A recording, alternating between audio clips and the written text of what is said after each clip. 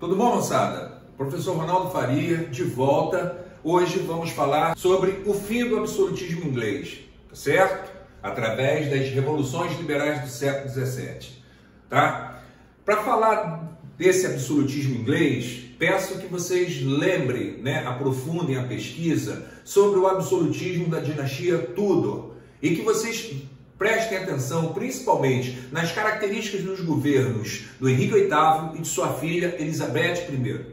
A Elizabeth, ela morre em 1603 e mesmo antes de sua morte, ela começa a encaminhar sua sucessão e ela basicamente elege para seu sucessor Jaime I, rei da Escócia. Ela morre, não deixa herdeiros diretos e o Jaime acaba em 1603 assumindo o trono da Inglaterra. Isso faz com que role uma mudança nos rumos políticos daquele país. Por quê, Ronaldo? Porque se a dinastia Tudor fazia um absolutismo de fato, de uma certa maneira, respeitando o poder do parlamento e os interesses da burguesia comercial em ascensão, essa dinastia, a Stuart, que vai subir ao poder em 1603, ela vai ter uma atitude diversa. Como assim, Ronaldo? Serão monarcas mais inflexíveis, mais autoritários, que vão tentar estabelecer um absolutismo monárquico de cunho divino. E que dentro desse processo, eles vão negligenciar os interesses dessa burguesia em ascensão e vão desrespeitar o poder daquela instituição chamada Parlamento Britânico. E obviamente que no futuro isso vai dar uma confusãozinha que a gente vai analisar, tá? Ronaldo, e aí, o que acontece? Antes da Revolução, os monarcas Stuart, Jaime I e Carlos I. Coloquei algumas características aqui para facilitar o entendimento da coisa. Mas basicamente já posso dizer para vocês que o Jaime ele chega incomodando aquela poderosa classe burguesa. Como assim, Ronaldo? Ele vai usar a questão religiosa. Lembrando, Henrique VIII, através do ato de supremacia, além de confiscar as riquezas católicas dentro da Inglaterra, ele se transforma num chefe religioso, certo? Ele passa a ser o líder religioso da religião criada por ele, o anglicanismo. Quando o Jaime I chega ao poder, ele vê a possibilidade de revestir seu poder político com essa característica religiosa. E dentro desse contexto, ele vai estabelecer a obrigatoriedade do culto ao anglicanismo. Isso não vai dar certo, vai gerar uma instabilidade político-religiosa, onde principalmente os protestantes, calvinistas, no caso da Inglaterra, dividido entre presbiterianos e puritanos, vão reagir, certo? E isso vai fazer com que Jaime I passe a perseguir, que massacre essa liderança protestante, principalmente os puritanos. Essa instabilidade, ela fica evidente quando em 1605 esses protestantes tentam atentar contra a vida do rei, no movimento chamado Conspiração da Pólvora. O monarca consegue debelar a rebelião e a violência sobre esses grupos protestantes crescem ainda mais, tá? Junto a isso, o monarca ele tenta impor o seu poder ao parlamento inglês. E em 1614, a relação entre as duas partes azeda de vez quando ele fecha o parlamento. Por quê, Ronaldo? Porque ele pressiona a Câmara dos Comuns para aceitar aumento de impostos, o que o parlamento não aceita. Então, diante disso, o rei fecha o parlamento, uma evidência clara de desrespeito. Pô, Ronaldo, a situação não está legal. Vai ficar pior com a morte dele em 1625, quando ascende ao trono seu filho, Carlos I. Por quê, Ronaldo? Porque essa briga entre as partes vai continuar. Não só vai continuar, como vai aumentar de tom. Sabendo da característica autoritária desse monarca, o parlamento vai obrigar Carlos I a assinar um documento chamado Petição dos Direitos, onde efetivamente ele tinha que respeitar o poder do parlamento, aceitar a limitação dos seus poderes. Insistindo na sua linha centralizadora, absolutista, no ano seguinte, Carlos I dissolve o parlamento e persegue sua liderança. Vai tomar conta das finanças do país.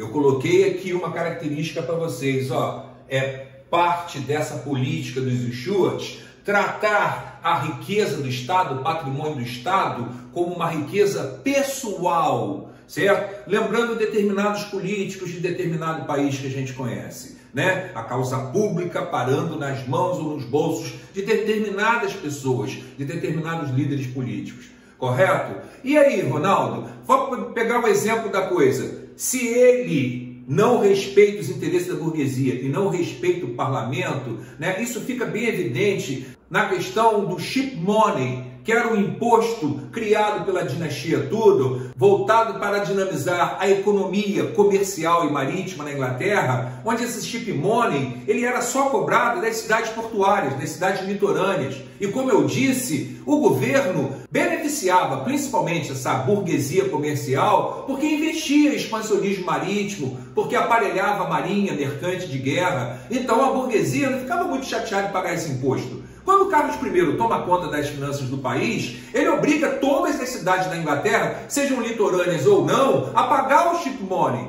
certo? E o dinheiro? O dinheiro revertia para a burguesia? Não necessariamente. Portanto, o rompimento entre as partes está cada vez mais próximo, né? E aí, Ronaldo? E aí que esse parlamento, que até então estava dissolvido, né, ele vai ganhar uma importância. Por quê? Porque os escoceses vão reagir. Por quê, Ronaldo? Eles vão reagir? Lembrando, o monarca Jaime I era rei da Escócia. Quando ele passa a governar a Inglaterra, essas monarquias vão estar unidas, certo? E aí? E aí que o Jaime I declarou a obrigatoriedade do culto ao anglicanismo. E a maioria dos escoceses eram presbiterianos, portanto, protestantes calvinistas. E eles vão reagir na chamada Revolta Escocesa. Quando os escoceses ameaçam invadir Londres, aí o monarca chama o parlamento de novo e fala o seguinte: preciso de dinheiro, preciso que o parlamento financie um exército poderoso para que eu vença os escoceses. Claro que a condição estabelecida foi a reabertura do parlamento, certo? Carlos I pegou o dinheiro, lutou contra os escoceses e venceu. Quando ele vence e ele volta com aquele exército poderoso para casa, adivinha qual foi o primeiro lugar que ele visitou? O parlamento britânico, né? E fez o que, Ronaldo? Fechou novamente o parlamento. Só que dessa vez ele fecha, né? E aumenta ainda mais a violência sobre essa liderança parlamentar. Certo? Ou seja, o monarca autoritário absolutista colocou o parlamento com as costas na parede. Qual é a opção do parlamento? Partir para cima do rei. Qual é a consequência disso, Ronaldo? A consequência disso é uma guerra civil. Certo, moçada? Fácil de entender, tá? Os dois lados vão se pegar naquele momento, no século XVII, tá? Se eu estou falando de uma guerra civil, olha lá, ó, de 1641 a 49. Quais são as causas dessa guerra civil, Ronaldo? Aqui, ó, as atitudes autoritárias desses monarcas da dinastia Stuart.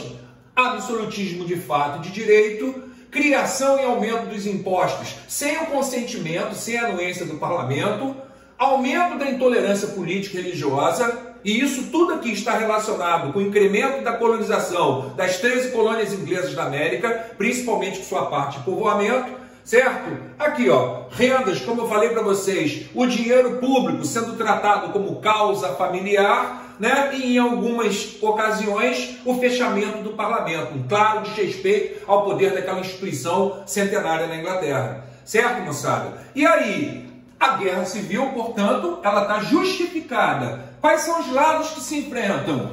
O absolutismo dos Stuart e o parlamento, certo? Respaldado pelos interesses da burguesia, tá? Qual é o projeto? Obviamente que o absolutismo quer manter esse poder centralizado e o parlamento quer limitar esse poder real, certo? Quem é que está dando apoio, socialmente falando, do lado absolutista? O monarca e a nobreza beneficiada por essa monarquia, né? E ao lado parlamentar, a burguesia e a gentry, que é aquela classe, né? A chamada burguesia rural, certo? Ou vamos chamar de aristocracia capitalista, que começa a enriquecer lá atrás naquele processo de cercamento dos campos. Concordam? Que mais, Ronaldo? Religiosamente, o anglicano tem o apoio do católico, do lado absolutista. E ao lado do parlamento está aqui, ó, presbiterianos e puritanos. Ou seja, os calvinistas. Aqueles que diziam que a riqueza era uma bênção de Deus. Certo, moçada? Aquela roupa sob medida feita para a burguesia. Bacana, né? E aí, Ronaldo, só me explica uma coisa. Por que o católico está desse lado aqui? Não tem muito a ver com religião, não. Tem a ver com economia, tem a ver com mentalidade, certo? Socioeconômica, na verdade, né? O católico está associado basicamente a uma mentalidade ainda feudal, rural, agrícola, que batia de frente com os interesses, né, mais urbanos, certo? Mais comerciais, manufatureiros dessa burguesia em ascensão, tá? E o resultado dessa guerra civil? O resultado dessa guerra civil a gente já sabe. O parlamento vence o monarca. Lá na frente nós vamos falar do exército modelo liderado pelo Cromwell, sem a força econômica desse parlamento. Na Batalha de Naseby, o parlamento janta esse monarca. Carlos I vai fugir para a Escócia. Essa história é mó barata. Quando ele chega na Escócia, ele é preso e posteriormente será vendido para o parlamento inglês, né? E esse parlamento inglês depois vai mandar um machado no pescoço desse rapaz, certo? E ele será decapitado em praça pública.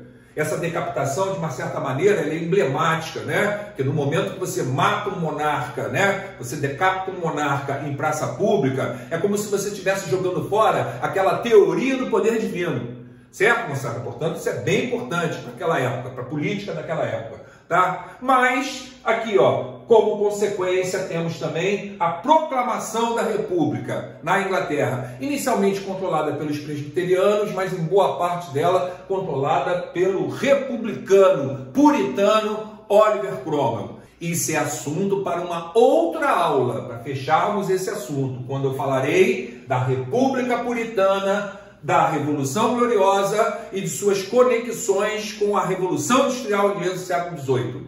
Valeu, rapaziada? Se cuida, continua se cuidando aí, rapaziada. Um abração, a gente se vê.